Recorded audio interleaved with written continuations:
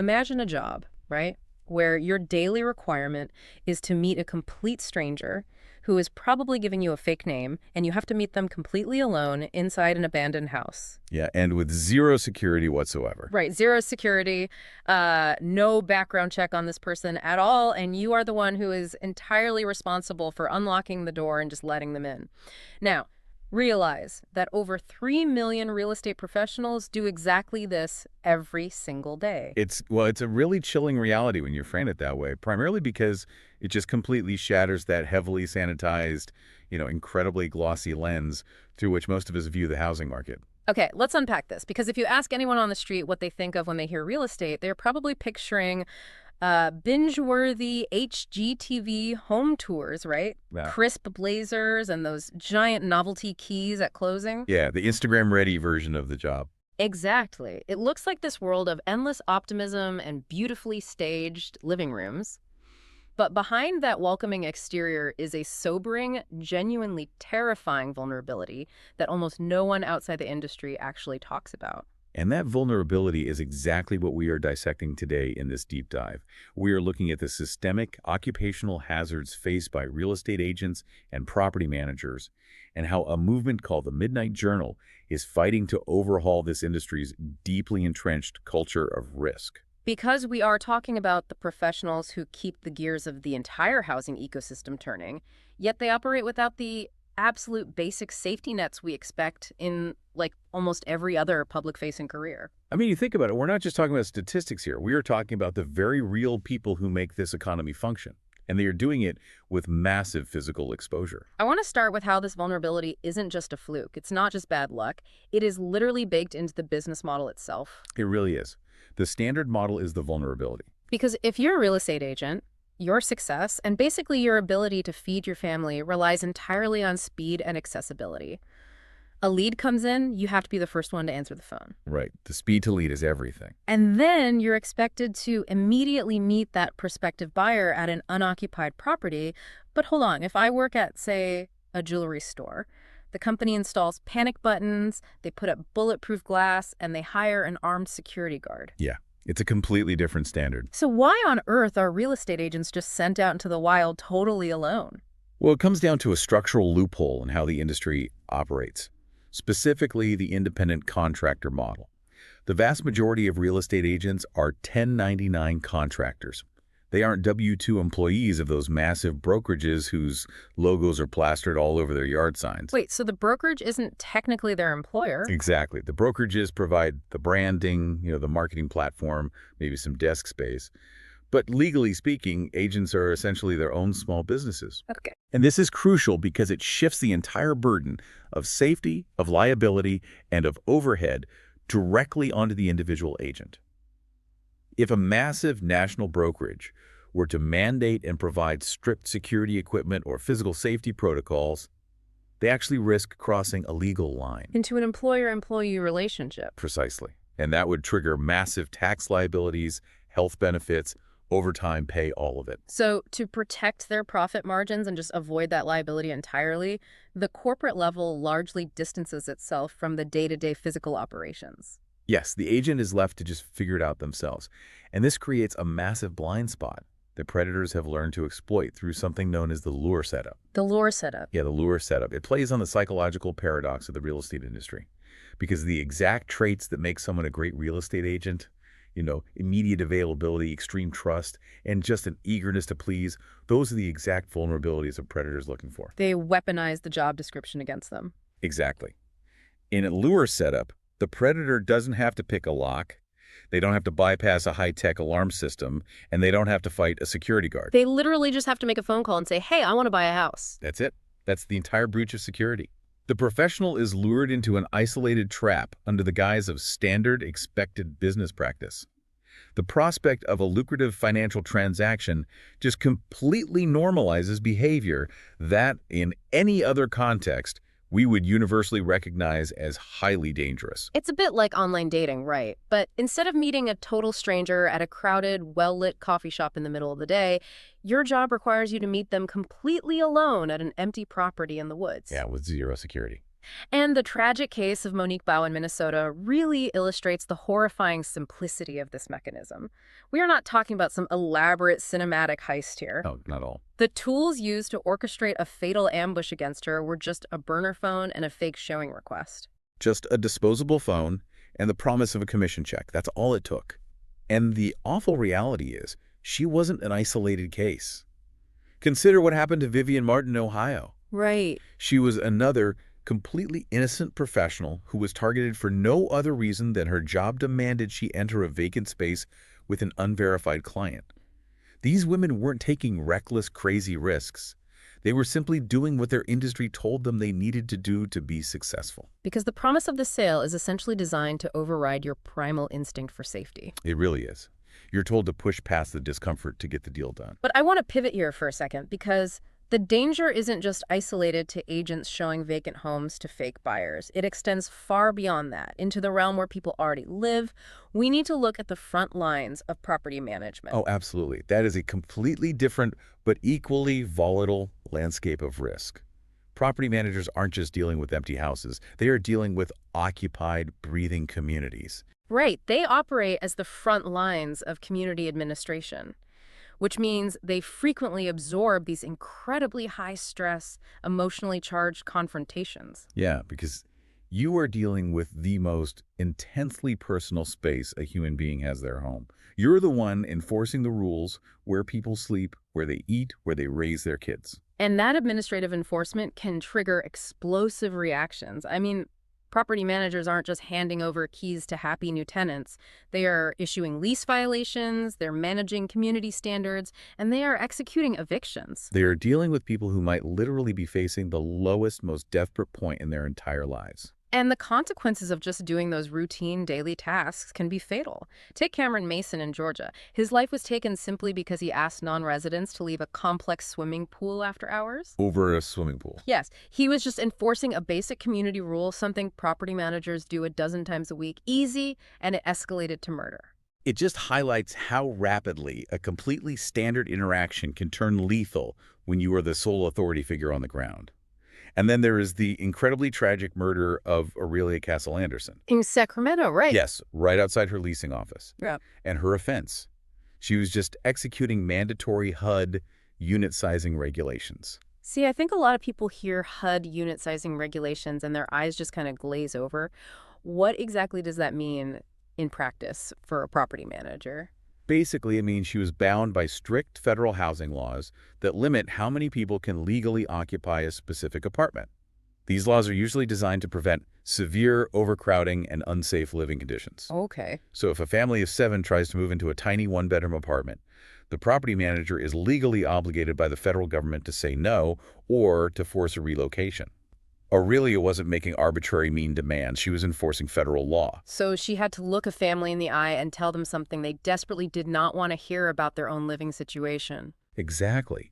And if we connect this to the bigger picture and look at the federal data regarding these types of interactions, the statistics are staggering.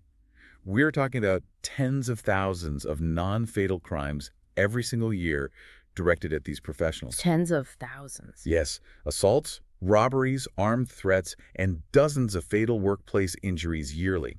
Yet, they perform their duties as community advocates and economic facilitators without the partner protocols or security personnel that are standard in other industries. But wait, if these management companies own multi-million-dollar apartment complexes that are pulling in huge rents every single month, why aren't they providing security personnel? Even a local bank branch with a fraction of that daily foot traffic has a guard. It comes back to the margins and really the normalization of risk. In property management, security personnel are incredibly expensive, and they're often viewed by corporate ownership as a hit to the bottom line rather than a necessary operational cost. Right, it's just an expense to them. Yeah, so the industry standard is largely reactive. Until a massive lawsuit happens or a tragedy hits a specific property, the default is to just let the manager handle things alone. So whenever one of these tragedies happens, whenever an agent or a property manager is killed on the job, it makes the local news for, a few days? People are shocked. There is an outpouring of thoughts and prayers on social media, and then the mainstream media cycle just moves on. Without fail. It leaves the families grieving, and the industry just quietly resets to business as usual. How is it possible that an industry dealing in billions of dollars a year hasn't revolutionized its safety protocols? That exact cycle, that temporary outrage followed by systemic amnesia, is what birthed the Midnight Journal. Right. It's an advocacy podcast and a Yeah. broader initiative founded on the absolute refusal to let these stories be swept under the rug anymore. The creator saw this intersection of essential public service and extreme personal sacrifice and recognized it needed a dedicated, unrelenting spotlight. And what I appreciate about the Midnight Journal is that it doesn't just list off crime statistics. It starts by intensely humanizing the people involved, because it is so easy for a local news anchor to reduce someone like Beverly Carter or Monique Bao or Cameron Mason to just, a tragic real estate death. Yes, absolutely. When we reduce them to statistics, it abstracts the violence. It makes it a math problem instead of a human crisis. Exactly. The Midnight Journal insists on remembering them as dedicated mothers, community leaders, and hardworking individuals who are just trying to provide for their families. You have to force the industry to look at the real human cost of its negligence before you can even demand change. Which leads right into how they actually challenge the industry's current response. Because from what I understand, the traditional response to safety in real estate has been pretty pathetic. It's essentially what we can call generic checklist advice. Oh, that's a perfect way to describe it. Yeah. For decades, the industry's idea of safety training has been telling agents to just trade your gut. Or park your car on the street so you can't get blocked in the driveway. Yeah. Or make sure you tell someone where you're going. Right. Keep your phone charged. But here is my issue with that. It subtly shifts the blame onto the victim. If an agent is attacked, the subtext of that generic advice is, well, you should have trusted your gut more. You shouldn't have parked in the driveway. Exactly. It individualizes a systemic problem. It is cheap, liability-free advice that does absolutely nothing to stop a coordinated predatory lure setup. Right. Parking your car on the street is completely irrelevant if a predator has used a burner phone to lure you inside the house and lock the door behind you. The Midnight Journal fosters incredibly uncomfortable conversations about the total inadequacy of these checklists. So if the checklists are useless, what is the actual solution here? Because here's where it gets really interesting. We are talking about an industry responsible for guiding people through the most significant financial transactions of their entire lives. Why hasn't systemic tech-enabled security become the absolute baseline? That is the ultimate push of the Midnight Journal. They're demanding practical, tech-driven reform. They are turning their platform into a hub where veteran agents, law enforcement, and safety experts are calling for mandatory, industry-wide protocols. And the biggest one is mandatory client identity verification. But wait, wouldn't mandatory background checks or ID verifications absolutely kill the speed of the real estate market? We just established that an agent's livelihood depends on jumping up and meeting a client in 20 minutes. If I'm a buyer and an agent demands I upload my government ID before they'll even agree to meet me, I might just get annoyed and call the next agent on Zillow. And that is the exact friction that has prevented adoption. Agents are terrified of losing the commission by introducing any friction to the customer experience. Right, they don't want to lose the lead. But that's why the Midnight Journal argues it cannot be left up to the individual agent. It has to be an institutional, industry-wide mandate. If every single brokerage requires ID verification as a baseline rule, the consumer has no choice but to comply. Just like renting a car. I can't just walk up to a rental counter, refuse to show my driver's license, and expect them to hand me the keys to a $50,000 vehicle. So why should a stranger get access to a $500,000 home with just a text message? Exactly. And the technology to solve this already exists. It's not sci-fi. We have APIs that can scan and verify government ID in seconds. Wow, yeah. We have software for real-time location tracking that ties directly into emergency dispatch. And that goes miles beyond just having a cheap panic button on a keychain. It can instantly share a GPS ping, a live audio feed, and the verified identity of the person the agent is supposed to be with straight to 911. So the goal is to shift the burden of safety completely off the individual agent's quote-unquote gut feeling and place it firmly onto a systemic, non-negotiable protocol. Precisely. The technology is designed to actively prevent the tragedy by removing the anonymity that predators rely on. Instead of just teaching agents how to throw a punch when the tragedy is already unfolding, it's a massive shift from a culture of individual awareness to a culture of institutional accountability. Which brings us to why this matters to you, the listener. Because even if you don't work in real estate, even if you have absolutely no intention of ever showing a house or managing an apartment complex, These professionals provide an invaluable service to the fabric of our society. They really do. They are the local economic facilitators who are guiding families through what is often the most stressful financial hurdle of their entire lives. Every time an agent opens a door or a property manager walks a complex to enforce safety rules, they are helping to build stable neighborhoods. They are keeping affordable housing platforms actually running.